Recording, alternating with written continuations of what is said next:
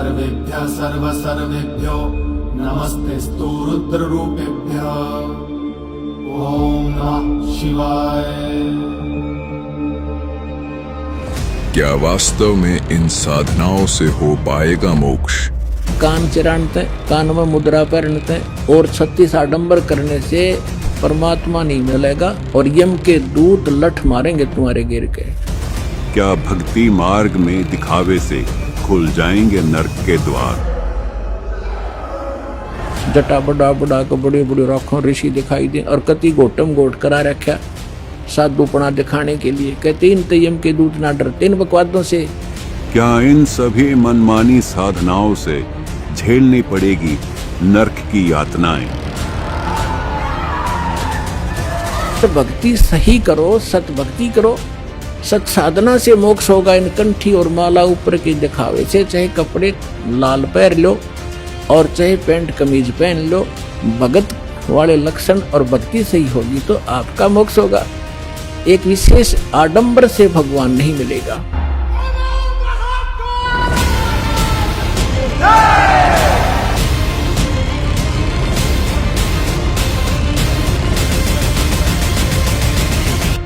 मोक्ष होगा भक्ति से।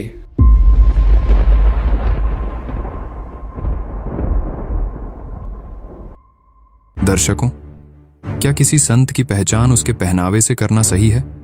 क्या लाल पीले गेरुआ कपड़े पहनने मात्र से कोई परम संत हो जाता है? हाथों में मालाएं फेरते हैं, माथे पर चंदन का बड़ा सा टीका लगाए बैठा कोई तथाकथित व्यक्ति आपके जीवन के साथ खिलवाड़ तो नहीं कर रहा? दर्शकों, आज केवल धन दौलत ही नहीं बल्कि आपके जीवन पर भी डाका डाला जा रहा है। सरेआम आपके साथ विश्वासघात हो रहा है। पाखंड और दिखावे की पराकाष्ठा ही है कि ढोंगी बाबाओं ने धर्म को व्यापार बना लिया है। कोई मौन धारण करे बैठा है, कोई घोर तप कर रहा है, कोई भस्म रमाए बैठा है तो कोई बिल्कुल ही निवस्त्र घूम रहा है। इनमें से कुछ भगवान पाने की राह खोज रहे हैं तो कुछ भटके और मायूस लोग जीवन का निर्वाह मात्र के लिए बाबा बन बैठे हैं। आइए देखिए हमारे आज के इस खास एपिसोड में वर्तमान में वास्तविक भक्ति मार्ग और पाखंड में कितना फर्क है। साथ ही ये भी जानेंगे कि कौन है सच्चा संत।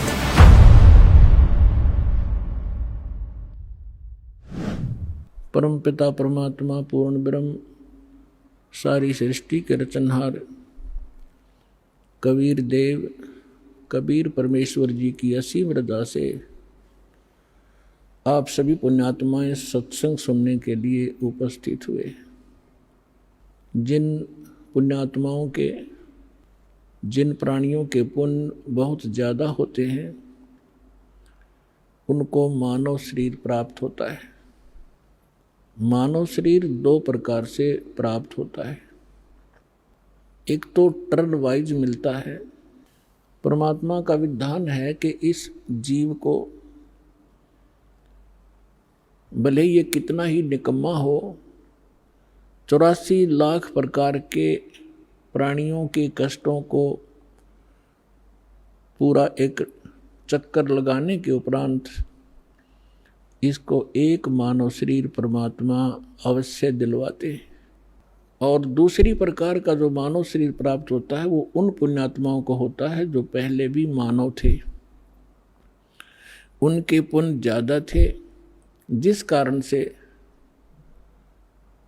किसी जन्म में उन्होंने शुभ साधनाएं, शास्त्र अनुकूल साधनाएं की होती हैं, शुभ संस्कार बनाए होते हैं, जिसके परिणाम स्वरूप उनको कई कई सैकड़ों भी मानव शरीर प्राप्त हो जाते हैं।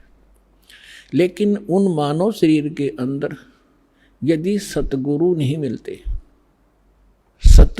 मिलते तो उनको फिर से शुभ संस्कार बनाने का अवसर प्राप्त नहीं होता।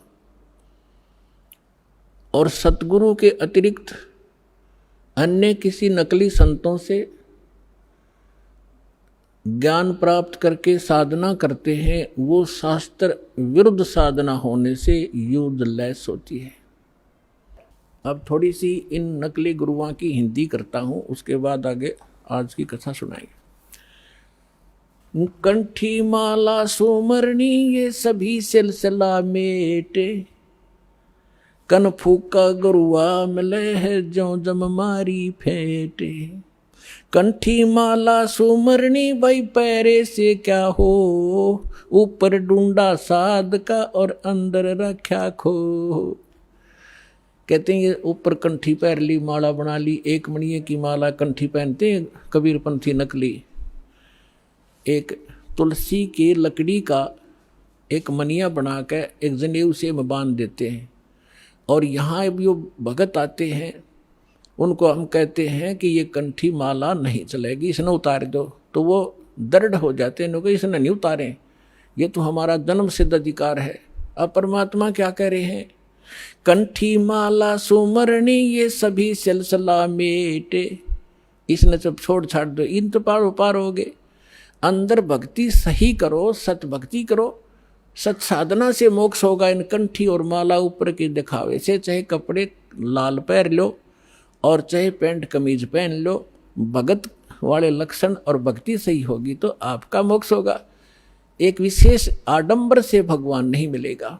तो यहाँ कह रहे हैं कि कंठी माला सुमरणी ये पहरे तय क्या हो, ऊपर तय दिखा भगत और अंदर रख्या खो। न साधना ठीक न ज्ञान सही। कंठी माला सुमरणी भाई पैरे से क्या हो, ऊपर डूंडा साध का अंतर रख्या खो। कन फूका गुरुआ में लय जाने भाव न भेद, जम के हलकारे फिर ये हाथों में लिए बेद। ओए होए होए, अपनात्माओं एक एक वाणी ऐसी अनमोल है महापुरुषों की। कहते हैं कि ये कन फूका गुरुआ मिले, कान में फूक मारनिया, और जाने भाव न भेद। और कहते हैं ये काल के हलकारे घूम रहे नकली संत, जो वेदों के ज्ञाता माने जाते थे, न कख भी नहीं पता वेदों का। वेद पढ़ने पर भेद न जाने ये बातें पुराण 18, और जड़ को अंधा पत्ते खुआवे भूल गया सृजनहारा। अगर इन्होंने वेद पढ़ा होता ये पत्थर पूछते, वेद का ज्ञान होता। तो कहते हैं ये वेदों, ये काल के दूत फिर रहे हैं, वेद को हाथ में लिए। आपने एक नकली महर्षि दयानंद की सारा इतिहास आपके रूबरू कर दिया दास ने, और यो कितना शिखर में चढ़ा रखा था, सिरपद रखा था एक आदमी ने। ऐसा महर्षि नहीं, इस जैसा वेदों का ज्ञाता नहीं। तो ऐसे कहते हैं ये काल के दूत थे, वेदों का नाम ले ज्ञान सारा उल्टा ठोक रखा। तो यहाँ उसी को प्रमाणित कर रहे हैं कि जम के हिलकारे फिरे ये हाथों में लिए वेद। जहाँ भी आप महर्षि दयानंद की फोटो देखोगे, वेद पहले दर रखे उसमें चारों जन संठे काले रखा था, लिखे लिखाए भी इसने हो जैसे, और कक का पता नहीं उस आदमी ने। तो पुण्यात्माओं आज तक ये न्यू बिजली गिर रही थी। हम इनको महर्षि माने थे, ये थे कौन बालका जैसे ज्ञान के भी। इनका सत्यार प्रकाश आपके दास ने आपके रूबरू किया, जिसको हम सर्वधारीय मान्या करते, और उसमें इतना डंगा बकवाद भर रखी जो एक आम आदमी भी ना लिखे ऐसी बात, तो मूर्ख भी जो उसने लिख रखी। कहते सूर्य पे ऐसे व्यक्ति रहते हैं जैसे यहाँ पर हैं, सारे बाग बगीचे हैं, सारे पदार्थ हैं, बता। वो एक इंसान भी था और मैं ऋषि की पदवी पाएगी। कहते हैं झूठे गुरु बहुत हैं ये अनगन कोट अनंत, सार नाम का भेद बतावे सो सतवादी संत। झूठा गुरु काल है ये फांसी दे अड़ाए, मारत है मैदान में वो छलबल बहुत बनाए। झूठा गुरु काल है ये गुरु का दया स्वरूप, या मैं मीन न मेख है जैसा संवल रूख है। एक एक वाणी का निष्कर्ष देखो पुण्यात्मन। महापुरुष ये थे, वो महापुरुष भगवान से प्राप्त ज्ञान, यानी ये तत्व ज्ञान है। कहते हैं झूठा गुरु काल है और गुरु का दया स्वरूप, और या मैं मीन न मेख है जैसे संभल रूख। अब जैसे एक संभल का पेड़ होता है, संभल, और संभल के पेड़ पे ये तोता जो होता है, तोता ये वृक्षों को सिलेक्ट कर लेते हैं कि ये वृक्ष देखते रहते हैं, ताक में रहते हैं कि ये पौधा उगा है, ये पेड़ बनेगा और फिर इसके फल खाऊंगा। तो उस जो ये संभल का पेड़ जब उगता है, बहुत सुंदर पत्ते होते हैं, बड़ा हरा भरा होता है, और बड़ा हो जाता तो इतने बढ़िया फल लगते हैं इसके डोडे। और ऐसा लगता है जैसे बहुत ही स्वादिष्ट पदार्थ होगा, लेकिन उसमें होती है रुई। अब वो तोता ये देखता है कि ये फल पक गया, 12 वर्ष इंतजार किया कि फल खाऊंगा, इस फल यहाँ ये पेड़ घने हो गए वृक्ष इसके संभल के, और जब वो परिपक्व होते हैं जिस उद्देश्य से वो चोंच मारता है उसमें वो पदार्थ ना हो करके रुई उसके मुंह में फंस जाती है, उसने जान बचानी मुश्किल हो जाती है तोते। तो यहाँ परमात्मा कहते तुम जिनको गुरु मान रहे हो, उन पर आश्रित हुए बैठे हो, लास्ट में आपने ऐसे पश्चाताप करना पड़ेगा जैसे उस तोते ने उस संभल के वृक्ष को एक अच्छा फलदार स्वादिष्ट फलदार वृक्ष मान के उस पर आश्रित था, फिर सिर पटक कर रो रहा था। झूठा गुरु काल है ये गुरु का धरा स्वरूप, या मैं मीनन मेख है जैसे संबल रूख। फिर क्या बताते हैं, कान चिराए क्या हुआ ये कर कंकन मन पाल, मुद्रा पैरें क्या हुआ सिर फोड़ेगा काले। कहते हैं कान चिरानते, कान में मुद्रा पहनते और 36 आडंबर करने से परमात्मा नहीं मिलेगा, और यम के दूत लठ मारेंगे तुम्हें तुम्हारे गिर के। कहते चुंडित मुंडित पकड़ लिए इनसे जम किंकर ना डरता।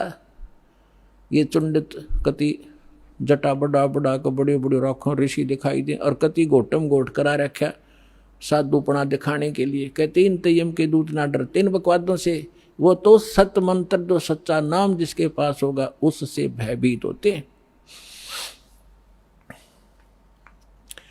फिर क्या बताते, मौन रहा तो क्या हुआ ये बोले से नो भेवे, मौनी वक्ता एक है ना पर से दिल देवे। अब जैसे एक नकली था, आडंबर करे बिना इनका काम चला नहीं, दुनिया आकर्षित नहीं हो। एक ने कहा कि मौन धारण कर रखा उसने। एक कबीर पंथी घीसा पंथी संत था, और दास को पहले नाम देने का आदेश नहीं था जब तक 1988 से 1994 तक। तो दास इनको संत मान के इनसे परमात्मा ने इनकी तलाशी दिवानी थी मेरे थे, उससे मिलता था, चर्चा होती थी। एक दिन मैं गया तो क्या पता चला कि महाराज जी तो मौन व्रत रखा है 41 दिन का। मैं चलो भाई ठीक है, मैं बैठ गया तो वो निकला गुफा से बाहर। तो उसने क्या किया, एक स्लेट ले रखी जो बच्चों की होती थी पहले, स्लेट पत्थर की, और एक चौक ले रखा, उस पर लिखा कि भगत जी को चाय पिलाओ। स्लेट पे लिख दिया, तो वो चाय ले आए। फिर लिखा कब आए, वो बोला जी अभी आया हूँ। अच्छा, अब वो स्लेट पे लिखे और फिर उनको पानी पिलाओ।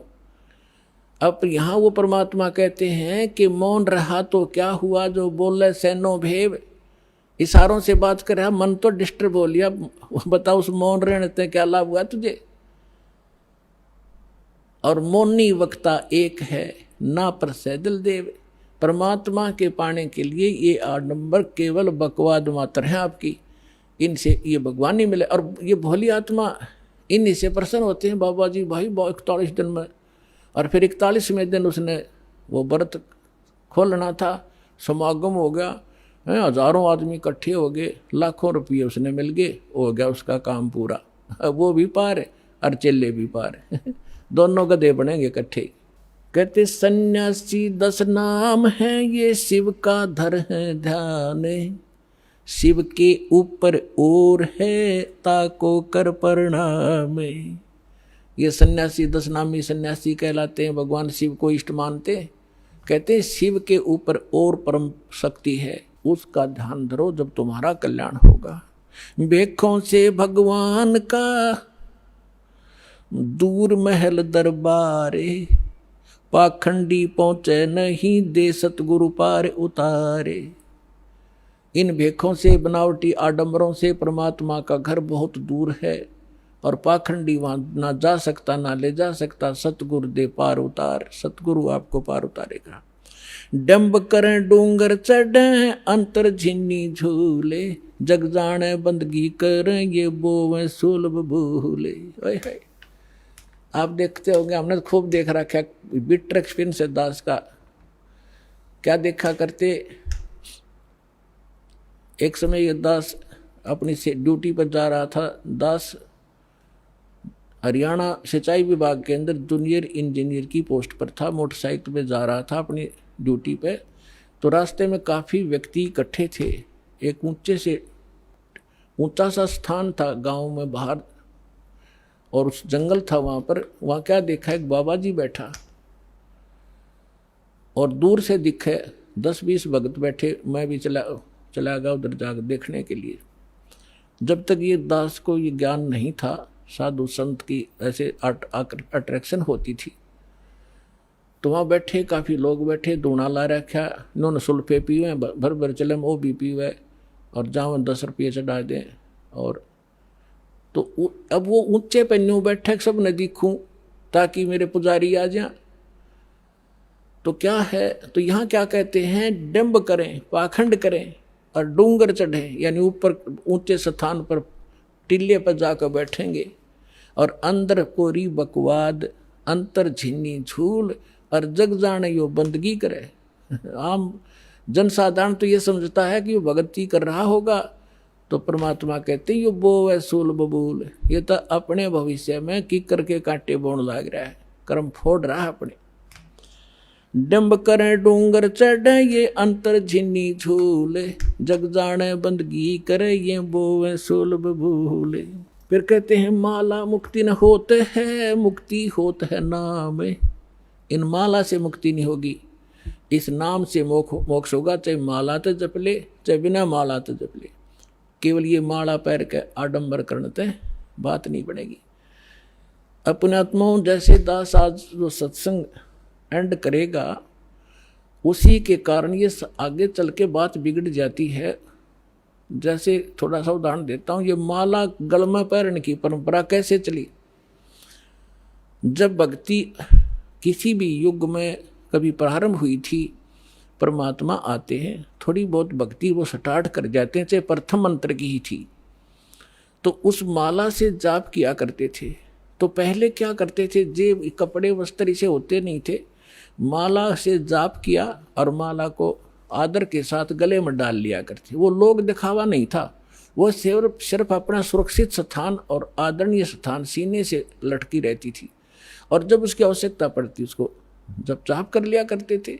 तो जिसके गले में माला होती वो जाप करते थे, तो बगैर मर्यादा के उन मंत्र करने वालों से अगर किसी को दुआ निकल गई वह सफल होगी। तो गृहस्थी आदमी ने को किसी ने आशीर्वाद दे दिया, उस माला वाले ने जाप करनी ने, तो उसको लाभ हो गया। तो उनकी पूजा शुरू होगी, अपने घर घर बुलाने लगे। जब यह थोड़ी सी भक्ति डाउन होने लगती है, तो फिर ये पहचान मान ली कि जो गल में माला डाल रहा है ये भगत है, और इसकी पूजा सेवा करने से बहुत लाभ हो जाए। तो हम 2 भागों में बट गए। तो जो माला डालने दिखता उसको हम भगत और संत मान लेते, उसकी सेवा करते, चरण धोते, और उससे थोड़ा बहुत लाभ उसको मिल जाता। अब कैसे, वो तो ऐसा था जैसे एक किसी ने अपने टायर में हवा भर रखी है, और उसमें से ला कर दूसरी ट्यूबर दूसरे के टायर में डालता रहे, तो थोड़ी बहुत आ जाएगी, उसका भी काम ना चले पूरा, और उसकी खत्म हो जाएगी।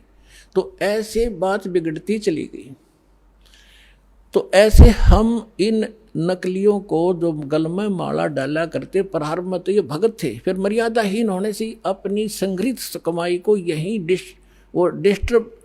डिस्ट्रॉय कर जाया करते थे, और दोनों यहीं के यहीं रह जाते थे। तो इस प्रकार ये माला का वो प्रचलन चला था। तो फिर लोगों ने जब नो देखा कि माला जिसने डाल रखी है उसको भगत मानते हैं, फिर मेरे जैसे पाखंडी ने 2 डालनी शुरू कर दी। तो क्या कहा करता, को पूछता भाई 2 क्यों डाल रखी है भगत जी, के दोनों हाथों जप्या करूँ मैं। तो उन्होंने सोचा भाई यू और बड़ा भगत होगा तो उसकी और ज़्यादा पूजा शुरू होगी। तो जिसने फिर 3-3, 4-4 डालनी शुरू कर दी, तो 4 वाले ने ज़्यादा पसंद करने लग गया आम भोले भगत। तो न्यू भट्ठा बैठ गया। एक आश्रम के अंदर कुछ भगत वो गांव वालों ने एक आश्रम बना रखा था, 5-7 कमरे बना रखे थे। इसी तरह हम ज्ञानहीन होने से हम इन नकलियों के मजदूर बने रहे। हम इनको ये थोड़ी बहुत भक्ति कर दे जैसी, और फिर हम उनसे सेवा करके रोटी टूका खुआ कर थोड़ा बहुत राहत हम ले लेते। हम इनके भिखारी बने रहा करते थे। अब दास चाहता है कि घर घर में सब धनवान हो, भगवान के खजाने में कोई कमी है? जो भक्ति करेगा वो धनी हो जाएगा, भगवान की भक्ति का सारे सुख आपको प्राप्त होंगे। हम क्यों किसी के मुंह की तरफ देखेंगे फिर? तो क्या था, उसमें 5-7 कमरे बना रखे थे। वहाँ पर साधु संत आया करते थे और गांव के लोग वहाँ सेवा करने जाते थे। तो वो क्या किसकी सेवा करा करते? जो ज़्यादा भजन करता दिखे। उन्होंने क्या पहचान कर रखी थी कि ज़्यादा भजन कौन करता है? जो सबसे पहले उठ कर स्नान करके और अपने भजन पर बैठ जाता है। तो भगत वहाँ जो रहते थे सेवादार का, तो गांव वाले उनसे पूछा करते थे कि आज पहले कौन सा उठा था, कि आज जो उनके लंगोट सूखा करते बाहर, एक एक कॉपिन रखते थे, वो धो के सुखा के और अपने भजन पर बैठ जाते थे। तो जो सबसे पहले बता देते थे कि ये उठा था सबसे पहले, ये इसी का लंगोट सूख रहा, तो उसी की पूजा ज़्यादा लोग करने लगे। और दूसरे जो लेट उठते थे उनको वो विशेष ध्यान नहीं देते थे, उसी का पूजा करनी, उसी को प्रणाम करना, उसी के पैर दबाने। तो दूसरे एक उनमें नकली था, आलसी सा आदमी, उसने सोचा भाई यूँ क्या चक्कर है, इसकी पूजा क्यों हो रही है? तो उसने पता चला कि वो बखत तो उठा है, इसलिए यार इनने पहचान कर रखी है लंगोट की, इसका पहले सूख क्या पावे। वो क्या करने लग गया, उन तो सब तो पहले उठा 1 घंटा, और इतना आलसी था और नाव भी ना था, लंगोट ने पानी में बेकर सब तो पहले टांग दे उड़ा और उल्टा ही सो जावे। तो वो उन्होंने पूछा भाई ये किसका लंगोट है? कि ये इस महात्मा का है। वो सारे उन सारे ने छोड़ देगा, उस नकली के लाग गए साथ, उस लंगोट की पहचान करके पहले कौन सा उठे रात ने। तो हम न्यो भक्ति का नाश कर लिया। तो यहाँ परमात्मा कहते हैं माला मुक्ति न होते है, ये मुक्ति होते है नाम। एक अक्षर बाहरा, ये उजड़ भला नगाम। कहते माला मुग्ध गंवारे को, गल में पैरा काठ। दगड़े दोजक के चल्या, लखी न सतगुरु बाटे। माला मुग्ध, इस मूर्ख ने ये गल में काठ पैर रखा, इतना मोटे मोटे मणिए। और दोजक, दगड़े दोजक के चला, नरक के रास्ते को पकड़ रखा है। लखी ना सतगुरु बाट, यानी सतगुरु के मार्ग का इसको पता नहीं चला। मूंड मुंडावे मूर्खा, ये कर हैं घोट में घोटे। बार भेख बनावे ही, अंदर अनगिन खोटे। मूंड मुंडावे मूर्खा, यानी उस तरह फिरा लेते हैं, कचकोला कोरा कटवा लेते हैं। और कर मूंड मुंडावे मूर्खा, और कर हैं घोट में घोट। और बाहर भेख दिखावे ही, बाहर तजनो दिखे बड़ा महात्मा होगा, अंदर अनगिन खोट। केले की कोपीन है, ये फूल पान पल खाही। नर का मुख नहीं देखते, जो बस्ती निकट ना जाई। एक समय इस दास को ये ज्ञान प्राप्त हुआ, तो हम अपने ऑफिस में बैठ के फिर तो हमारे पास एक यही चर्चा हो जाती है, जो भी जिसने हमारी बात सुनाई थी उसको चर्चा शुरू कर देते थे। तो उनमें से एक कहने लगा कि नहीं, आपने संत तो देखे नहीं है। मैंने बताया मेरा ऐसे ऐसे गुरुजी हैं, उनसे मैंने दीक्षा ली है। तो वो एक कहने लगा आपने संत तो देखे नहीं है। दूसरा मेरा साथी कह रहा था, मैं कैसे होते हैं भाई? कि मैं एक बार ऋषिकेश गया हुआ था, हरिद्वार से आगे, और वहाँ एक आगे जंगल है, 1 किलोमीटर आगे चल के साइड में, और वहाँ एक महात्मा रहता है, और वो केवल एक लंगोट बांधता है केले के पत्तों की। जंगल में रहता है, और जंगल में इतना गहरा चला जाता है, आदमी के तो दर्शन भी नहीं करता वो, और जय उसके दर्शन हो जाए तो बेड़ा पार हो जाता है। तो बहुत से लोग वहाँ इकट्ठे हो रहे थे, तो मैं भी जाकर बैठ गया, उनसे पूछा ताछी की, तो उन्होंने बताया कि एक महापुरुष रहते हैं यहाँ पर, और वो कभी कभी यहाँ दिख जाते हैं विचरण करते हुए, तो हम उसके दर्शनार्थ बैठे हैं, हो सकता हमारे भाग जाग जा। लेकिन वो जब भी कोई आभास होता है तो भाग कर अंदर गुफा गहरी जंगल में भाग जाता है, आदमियों को दर्शन नहीं देता। तो कहने लगा कि एक बता रहा था कि मैंने एक दिन थोड़ी सी दर्शन हुए थे, बस एकदम फिर वो पीठ फेर कर भाग गए, बस उस दिन थोड़ी सी कसर रह गई ना, बेड़ा पार हो जाता। तो उसी आस में 20-30 आदमी बैठे थे वहाँ। अब इस परमात्मा के ज्ञान से वो निर्णय होगा कि वो के था, वो कौन था। आए है उसके क्या कहते हैं सुख संवेद में, केले की कोपीन है वो फूल पान फल खाही, केले के पत्ते की तलंगोट बांध रखा है। ऐसे बैरागी त्यागी महसूस होते हैं और फूल पत्ते और फल खा के गुजारा करते हैं और बस्ती के निकट नहीं जाते, आदमी का मुंह भी नहीं देखते।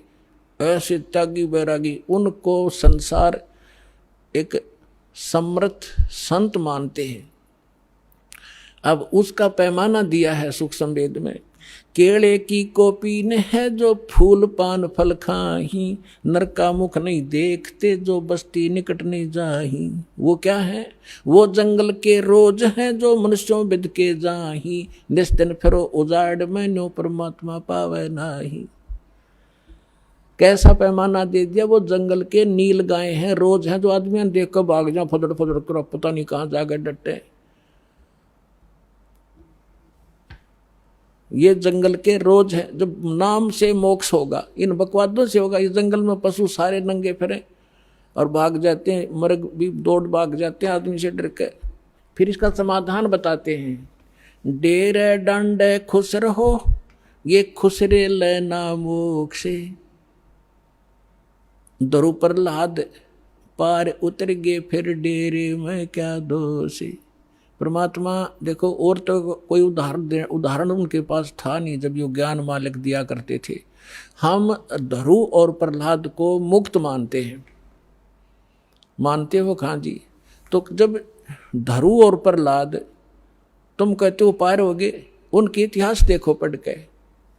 प्रहलाद जी 10 वर्ष के थे जब नरसिंह जी आए, उनको मिले, यानी परमात्मा प्राप्ति हुई। भक्ति वो पहले से ही कर रहे थे और फिर उन्होंने शादी करवाई।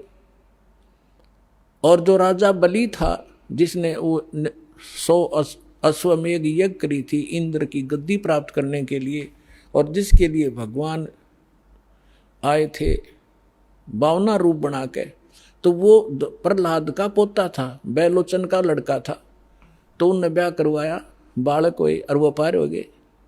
और ध्रुव का भाई था उत्तम, उसकी मृत्यु हो गई थी।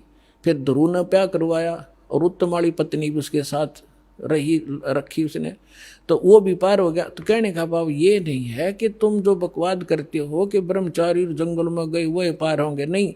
अगर ब्रह्मचारी पार हो तो ये हिजड़े तो सब तो पहला पार हो जा, उनका तो 5-6 नंबर आवे। लेकिन मोक्ष होगा भक्ति से, चाहे ब्रह्मचारी हो कर लो, और चाहे ये खुसरे कर लो, और चाहे गृहस्थी कर लो। दुराचार बुरा बताया, ये तो वैसे अच्छा नहीं, वैसे भी बेहुदी बातें हैं। तो कहने का भाव ये, भक्तों के तो वैसे सतर के काम नहीं है। तो इस प्रकार क्या कहते हैं, डेरे डांडे खुश रहो, डेरे डांडे खुश रहो खुसरे लेना मोक्ष। और द्रुपरलाद भी पार हो गए, फिर गृहस्थी में के दोष। अपने आत्माओं ये नो काम बिगाड़े हैं। एक बार गरीबदास साहिब जी जब परमात्मा से परिचित हो चुके थे और अपना ज्ञान प्रचार भी करते थे, कोई उसके उनके पास आ जाता था तो ज्ञान भी देते थे, दीक्षा देते थे, केवल सिंपल सी, ये मूल ज्ञान नहीं देते थे। फिर भी उनसे बहुत राहत मिलती थी, वो समर्थ थे, आशीर्वाद से भी लाभ देते थे, संसारिक सुख दिया करते। तो उन एक आपको बताता हूँ इनकी कैसी दुर्गति होती है। जग जाना यो बंदगी कराइए बोवें सोल बबूल। एक बेरी गांव है रोहतक जिले में, अब वो झज्जर में हो गया। तो वहाँ का उस गांव का एक व्यक्ति था हरलाल नाम का, और वो धार्मिक व्यक्ति था घना। उसने एक साधु रख लिया अपने घर पे कि महाराज आप यहाँ रहो। उसके लिए एक चौबारा बनवा दिया ऊपर, आप यहाँ रहो, हमने सेवा मिल जाएगी, हमारे कर्म बन जाएंगे, आपकी भक्ति बन जाएगी। आपने भक्ति करनी है, आप बाल ब्रह्मचारी हो, घर छोड़ रखा, कहाँ भाई, ठीक है, होगी सेटलमेंट। उसका ऊपर चौबारा बना दिया, एकांत में उसको बढ़िया भोजन दे सुबह शाम, और वो अपना भजन करे, जैसा भी वो सोच रहे थे वो भजन करे। और वो भजन उसके पास भक्ति थी या नहीं, वह तो क्या हुआ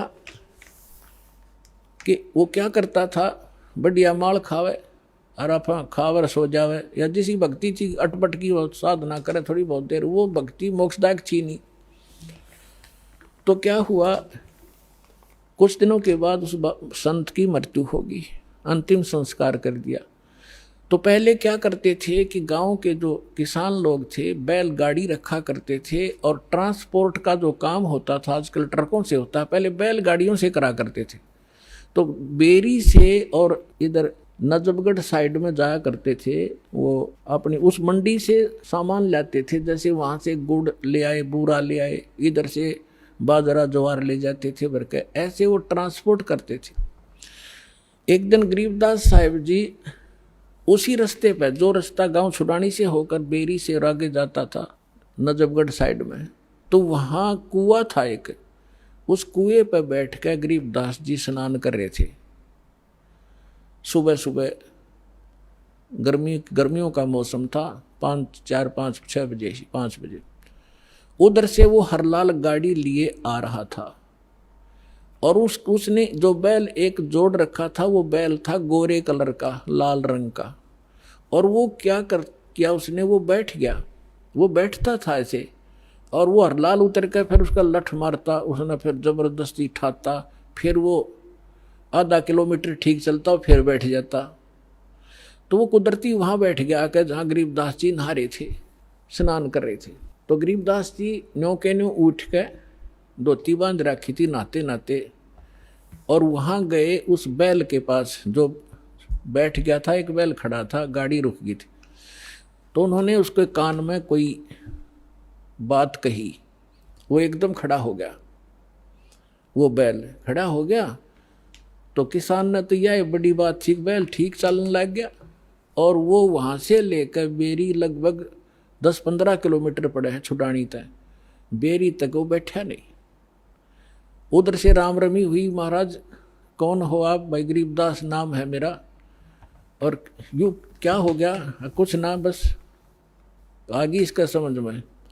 जब तो वो चला गया, फिर उसने जाकर देखा, उसका जब न्यों ना जची कि खड़ा हो गया, जाते फिर बैठेगा थोड़ी दूरी पे, वो ना बैठा। तो फिर उसने पता करा भाई बैल ही भी इतना, इस दूसरे तो भी आगे चल रहा है, तो इतना तेज चल रहा है, क्या चक्कर है? उसने क्या कर दिया इसके कान में? तो वो वापस आया, जब उस गांव में रुक गया और पूछा वह गरीबदास कौन है? वो कुदरती परमात्मा वहीं आगे स्नान, वो गरीबदास जी उसी टाइम से स्नान, उसने नहीं सोचा इस टाइम से आया कर वो नान भगत और वहाँ मिल लेगा। तो जब वो स्नान करना, पता था वो भगत किस लिए आ रहा है, मालिक वो तो परमात्मा से परिचित हो चुके थे। तो जब उसने देखा कि वो आदमी है जो उस दिन बैल के कान में कुछ इसने फूक फाक मारी थी, प्रणाम किया और पूछा भगत जी आपने इस बैल के कान में क्या बोल दिया? ये तो उसके बाद डटा नहीं डटता और ना बैठता, आप तो भाई पहुँचे हुए महात्मा हो। अब इतना गरीबदास जी का उसमें ज्ञान इतना था नहीं, क्योंकि हम घर का जोगी जोगड़ा और बाहर का जोगी सिद्ध, ये तुम्हारी पुरानी आदत है। तो गरीबदास जी ने कहा कि अब बैठ जा, बताऊंगा क्या कह दिया मैंने। आपके घर में चौबारे में एक बाबा जी रहा करता, संत भगत अखा जी रहता था। कहाँ गया वो? तो उस अरलाल भगत ने, किसान था वो जाट, उसने बताया जी वो तो मृत्यु को प्राप्त हो गया, 4-5 वर्ष हो गए। परमात्मा ने कहा कि ये बैल ओए है तेरा बाबा जी, इस नकली पर भक्ति बनी नहीं, सत साधना इसके पास थी नहीं, यू खावा था सोया था, नकली डड़े डोया था, कंकर पत्थर इकट्ठे करे, साधना ठीक नहीं थी। ये वही बाबा जी है, वो भगत जो घर छोड़ कर चला गया था, ब्रह्मचारी भी था, बैल बनकर गाड़ी खींच रहा है, क्योंकि तेरा खा रखा था इसने, पूरा करना पड़ेगा वापस। मैंने इसको ये कहा भाई भगत जी चाहे तो लठ खा के इसका दे दे, और चाहे अपना स्वभाव पूरा कर दे, पूरा करे पीछा छूटेगा तेरा, इसका समझ में आ गई, अब ये तेरे पूरे करेगा। अब पुणात्मा देखो, अब जो भी कोई साधना कर रहे हैं वो हैं परमात्मा के बच्चे, किसी ना किसी जन्म में वो मालिक के साथ रहे, आगे साधना नहीं मिलती तो वो 84 लाख योनियों में चले जाते। और परमात्मा ने वहाँ भी दया करा दी अपने गरीबदास जी के माध्यम से, और लाल का मन फेर दिया कि अभी भगत था यो, और यू बैल बन गया, इसकी दुर्भाग्य। पर आज के बाद इसने मैं गाड़ी में नहीं जोड़ूंगा, अलग से बांध दिया, चारा चरावे और बैठे रहे। देख परमात्मा ने भगत की वहाँ भी रक्षा कर दी और सुविधा दे दी, लेकिन भक्ति बिना क्या बने, अगला जन्म उसका सूर का होगा, फिर क्या सुविधा देंगे। तो पुण्यात्माओं, ये सौभाग्य आपका, आपको अनमोल रत्न मिल रहा है, इसने संभाल कर रखियो। जैसे अब ये भक्ति युग चला है, अभी 1-2 वर्ष और बाधा रहेगी, थोड़ी बहुत, ज़्यादा नहीं, क्योंकि समझदार हो, बुद्धिमान हो, सबको ज्ञान हो गया, अब कौन किसकी सुनेगा। फिर 1-2 वर्ष के अंदर पूरे विश्व में फैल जाएगा, सब आपके साथी समर्थक हो जाएंगे, फिर बात तक खत्म हो जाएगी।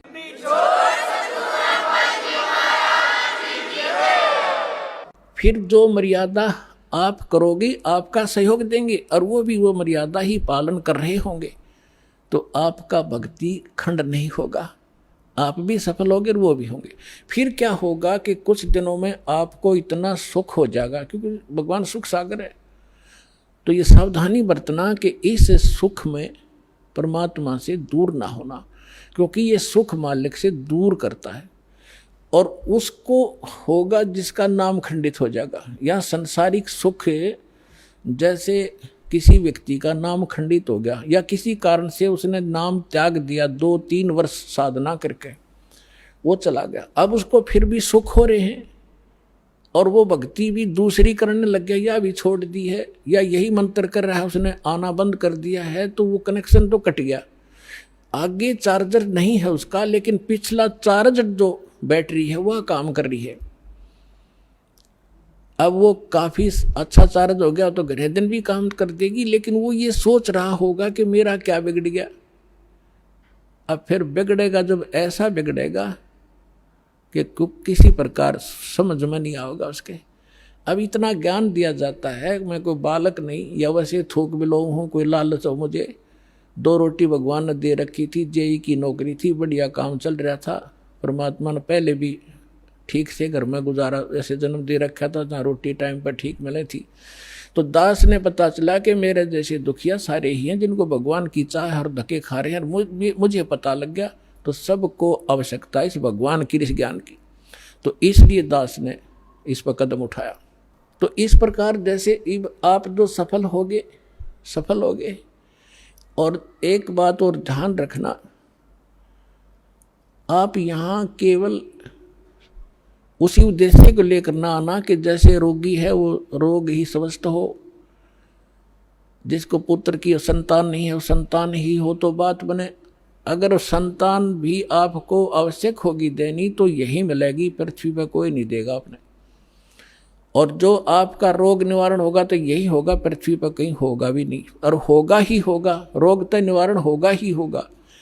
बाकी संतान भी परमात्मा अगर चाहेगा तो सब कुछ कर सकता है। उसका एक लंबा इतिहास है, फिर बताऊंगा, ऐसी बात नहीं। यहाँ हजारों ऐसे प्रमाण हैं जिनके 10-10 वर्ष, 12-12 वर्ष और 15-15, 20-20 वर्ष ब्याह न हो गए थे और बच्चा नहीं था। सारे सब आजकल तो सारे जो है ना ये भौतिक और सारे ट्रीटमेंट हैं, ये भी करवा के छक लिए थे मालिक ने, उनको भी संतान दे दी।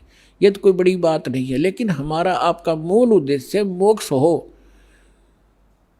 और आपको पार करने के लिए परमात्मा जैसे भी आपको रखे वैसे ही रहो। जैसे डॉक्टर के यहाँ मरीज होता है और उसको थोड़ा बहुत कष्ट भी बन रहा है, वो जैसे भी कोई ट्रीटमेंट करे, इंजेक्शन लगाओ, जब भी थोड़ा बहुत दर्द तो होएगा। अब उस इंजेक्शन ना लागने दे, फिर वो ट्रीटमेंट क्या करेगा डॉक्टर। तो थोड़ी बहुत संकट, थोड़ा बहुत कष्ट आपको महसूस भी हो, वो गॉड गिवन समझना। किस लिए? परमात्मा हमें उदाहरण देते हैं अपने ऊपर ही। कहते हैं कबीर सुख के माथे पत्थर पड़ो, जो नाम हृदय से जावे, बलिहारी वा दुख के जो पल पल नाम रटावे।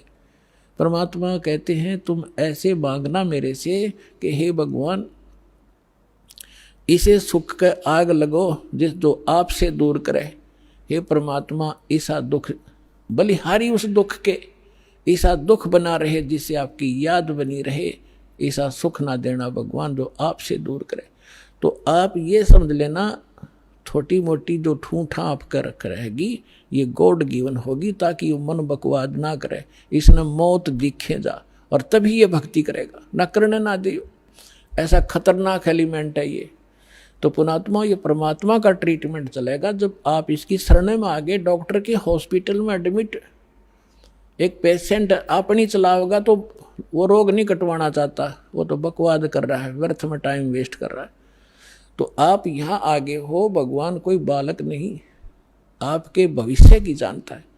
अब जैसे किसी को एक्सीडेंट हो गया और उसका ब्लड चल रहा है, ब्लीडिंग हो रही है, तो डॉक्टर सबसे पहले उसकी कोशिश करेगा कि ब्लड रोकूं, चाहे उसकी टांग में कितनी पीड़ा हो रही हो, फ्रैक्चर भी हो रहा हो, उसने नहीं संभालेगा कि ये दर्द होने दे थोड़ा, पहले इसकी जान बच चली जाएगी जब ब्लड नहीं रोक आते। तो वो कह रहा होगा है मर गया, पैर टूट गया है मर गया, तो वो अलग बात है, पहले वो ब्लड रोकेगा फिर उस टांग ने संभालेगा, उस तक जान नहीं जा सकती। तो इसी प्रकार आप यहाँ आए हो केवल एक उद्देश्य लेकर, और परमात्मा को पता है कि कल ने इसके ऊपर एक ऐसी आपत्ति आओगी, इसकी जान जानी है या कोई और भयंकर अटैक है इसके ऊपर, तो पहले मालिक आपके उस संकट न हटावेगा जो भविष्य में और आने वाला इससे भयंकर। और आप ये सोचोगे बता मेरा ये संकट ना ठीक हुआ, 2 बार लिया, तीसरी बार आ ली, 5वीं हाजिरी होगी। पुणात्मा या तो आजीवन आने की नीयत बनाओ जब आपका कल्याण होगा। ऐसा बालक नहीं भगवान के झाड़े ला देर जा तुम अपने राज्य रम अपने राज्य, नहीं, आपके असंग जन्म का कोड कटेगा यहाँ से।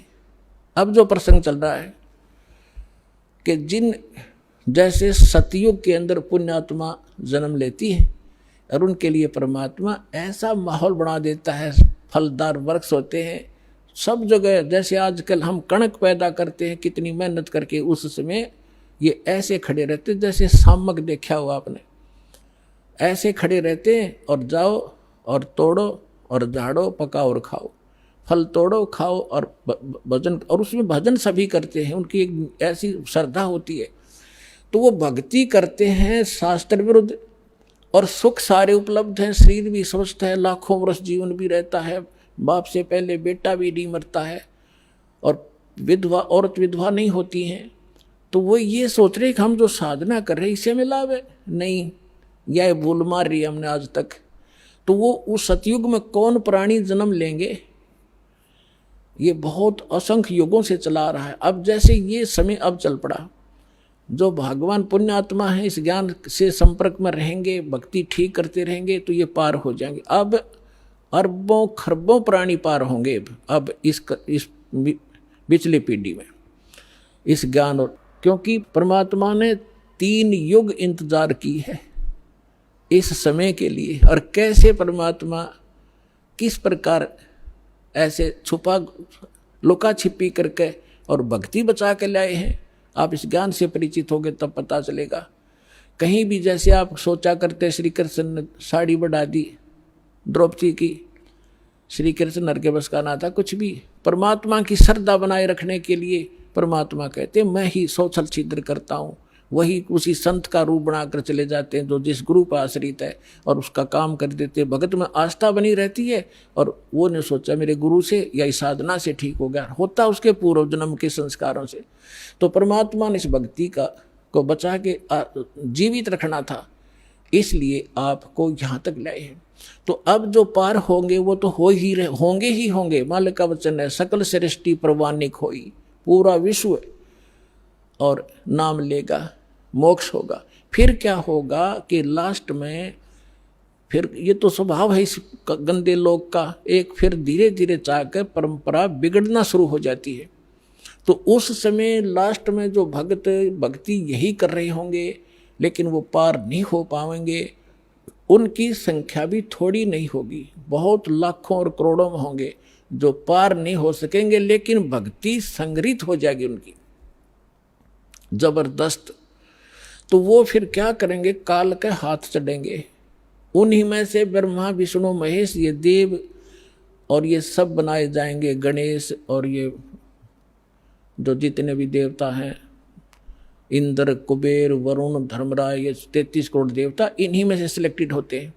और फिर इनको ऊपर रखेगा, ऊपर के लोकों में इनकी पुण्य इनके साथ होंगे। फिर वहाँ इसका टैक्स है, अपना टैक्स अलग लेगा और अपना वह माल बेचेगा वो न्यारा। तो इनके पुण्य समाप्त जब हो जाएंगे फिर ये दोबारा सतयुग में जन्म लेंगे।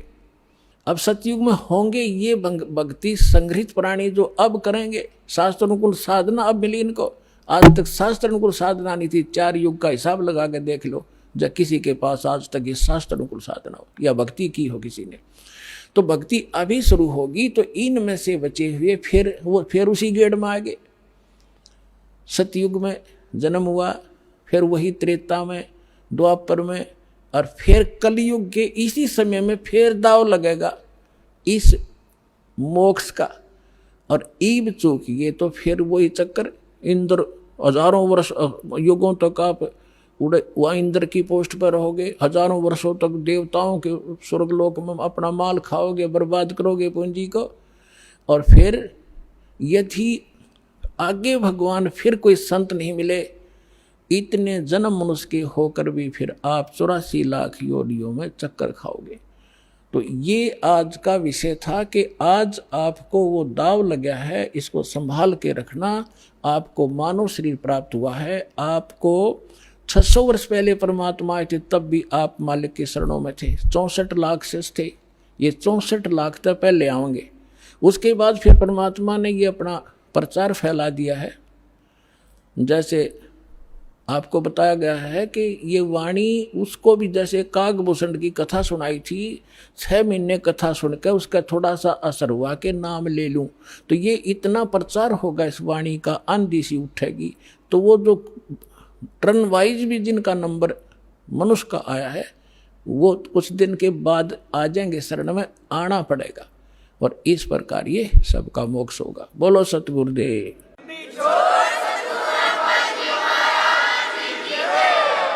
दर्शकों, आइए अब आपको कुछ ऐसे श्रद्धालुओं के अनुभव सुनाते हैं जो पहले स्वयं भी साधु, संत, महंत बनकर समाज का मार्गदर्शन कर रहे थे। लेकिन इन सभी श्रद्धालुओं ने जब सच्चाई को जाना तो इन्होंने जान लिया कि जिस मार्ग पर ये चल रहे थे वो अधूरा था।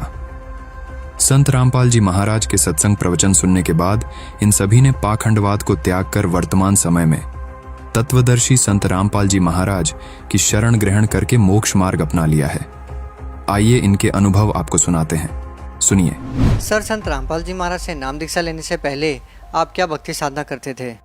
पहले मैं अपने इलाके गांव में महाकाली का मंदिर, वहाँ पुजारी रहा 15-20-25 साल से। वहाँ पूजा का काम करता था और जागरण कीर्तन, भजन कीर्तन और वो भी जो भी कुछ जैसी पूजाएं आम चलती हैं उस तरह के हम किया करते थे, भंडारे वगैरह आदि किया करते थे। 5-6 साल मैंने कोई अन्न आहार नहीं किया, केवल कोई फल फ्रूट आ जाता तो खा लेता था, और कभी कभार आलू वगैरह आ जाते थे तो उसको भूंज करके खा के और गुफा में घुस जाता था।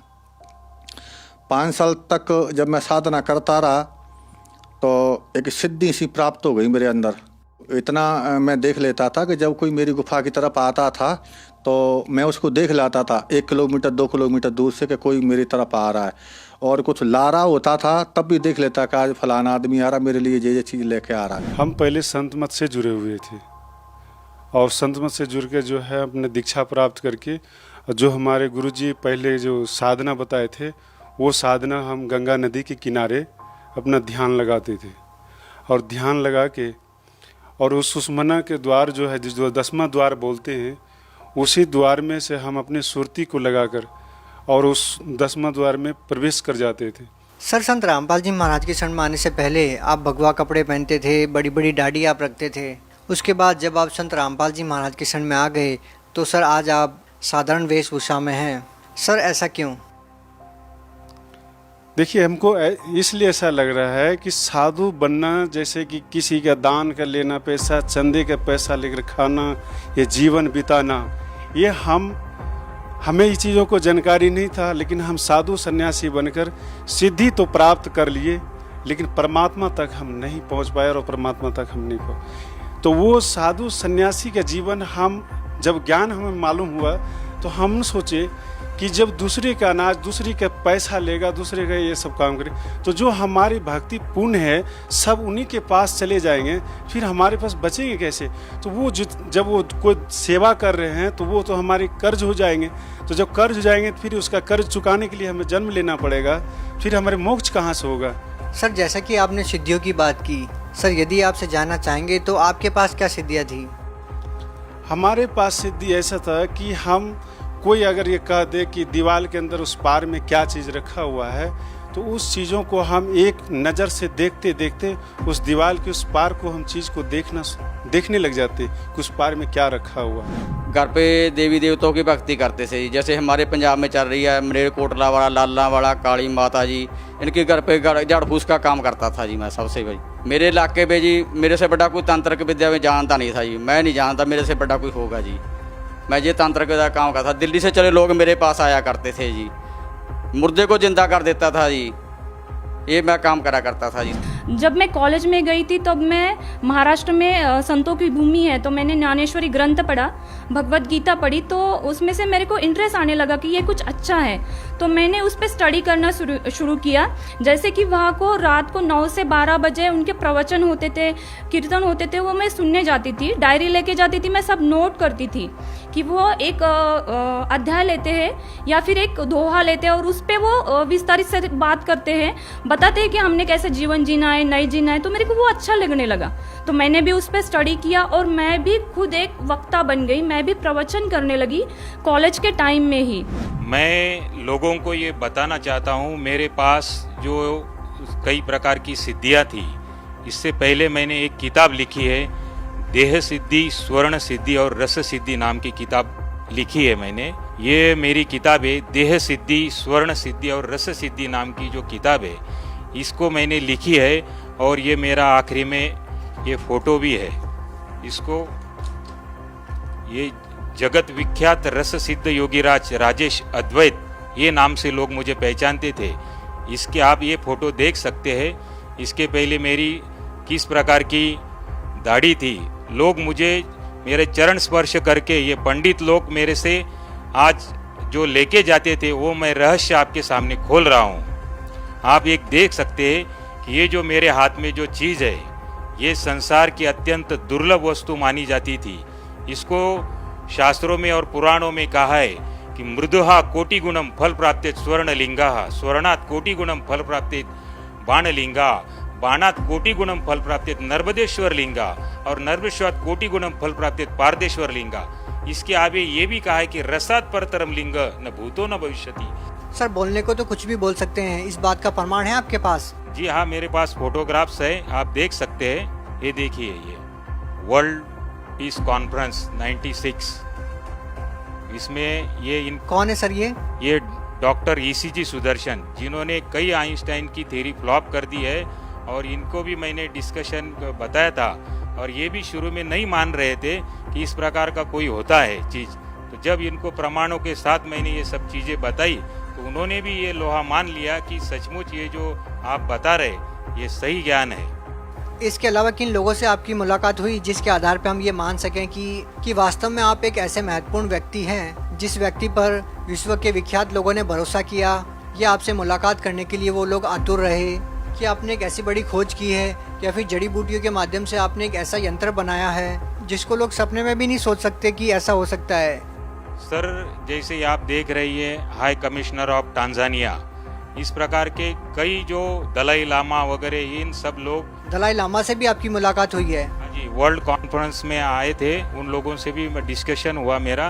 और जो ये किताब में बता रहा था उनको कि इस जो ज्ञान के ऊपर चर्चा कर रहा था, जैसे वो लोग नाथ संप्रदाय को सिद्ध मानते थे और उसमें क्या लिखी बात है वो उनको समझ में नहीं आती थी।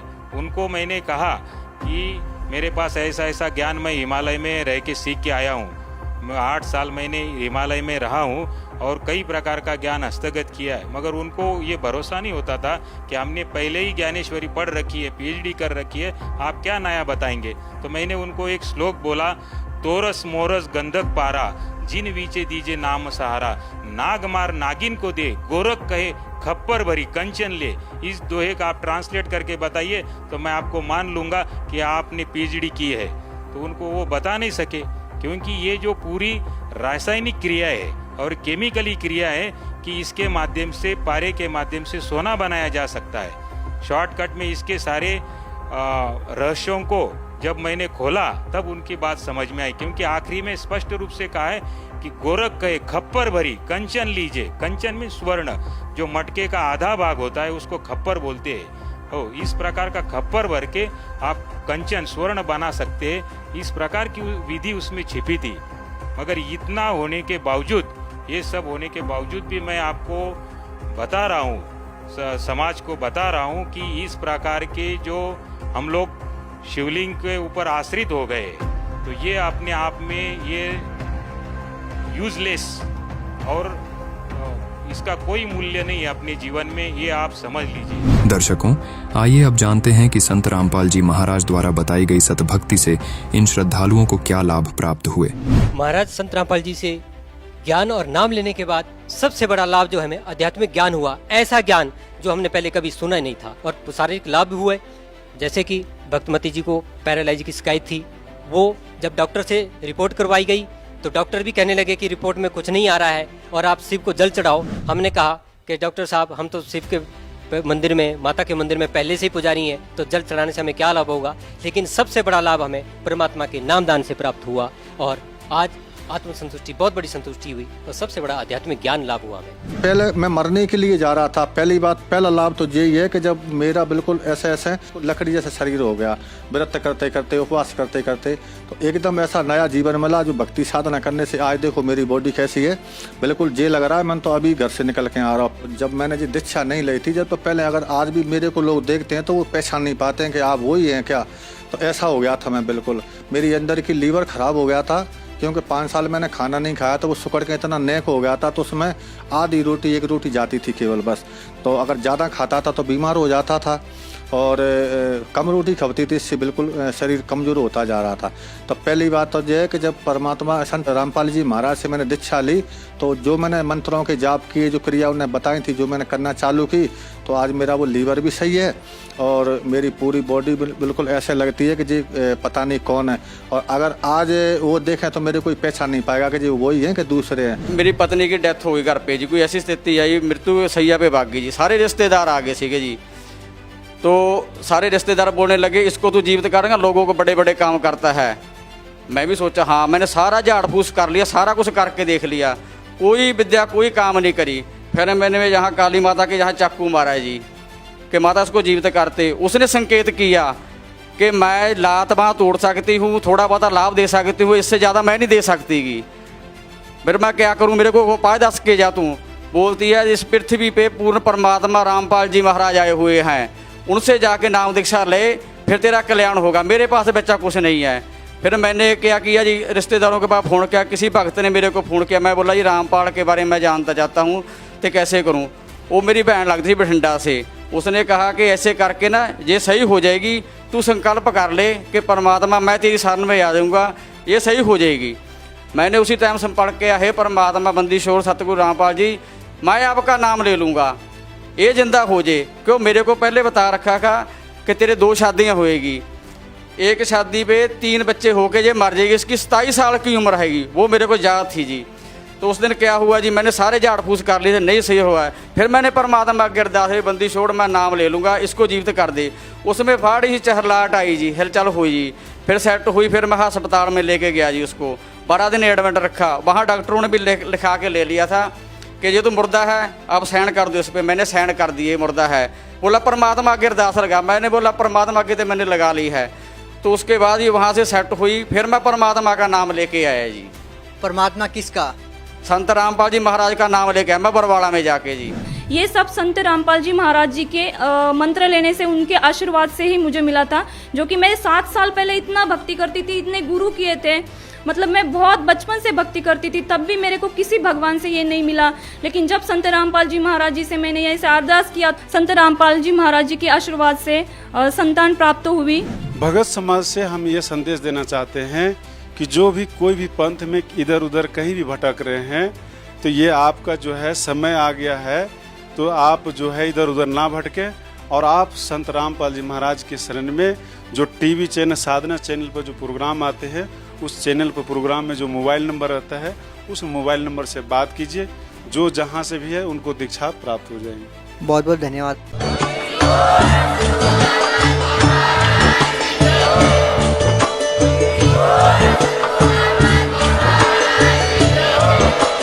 आप सुन रहे थे जगत गुरु तत्वदर्शी संत रामपाल जी महाराज जी के मंगल प्रवचन। अधिक जानकारी के लिए विजिट कीजिए हमारी वेबसाइट www.jagatgururampalji.org। संत रामपाल जी महाराज जी के शुभ आशीर्वाद से पूरे विश्व भर में 500 से भी ज्यादा नाम दीक्षा केंद्र हैं, जिन पर संत रामपाल जी महाराज जी द्वारा ऑनलाइन निशुल्क नाम दीक्षा दी जा रही है। अपने नजदीकी नाम दीक्षा केंद्र का पता करने के लिए संपर्क करें 8222880541।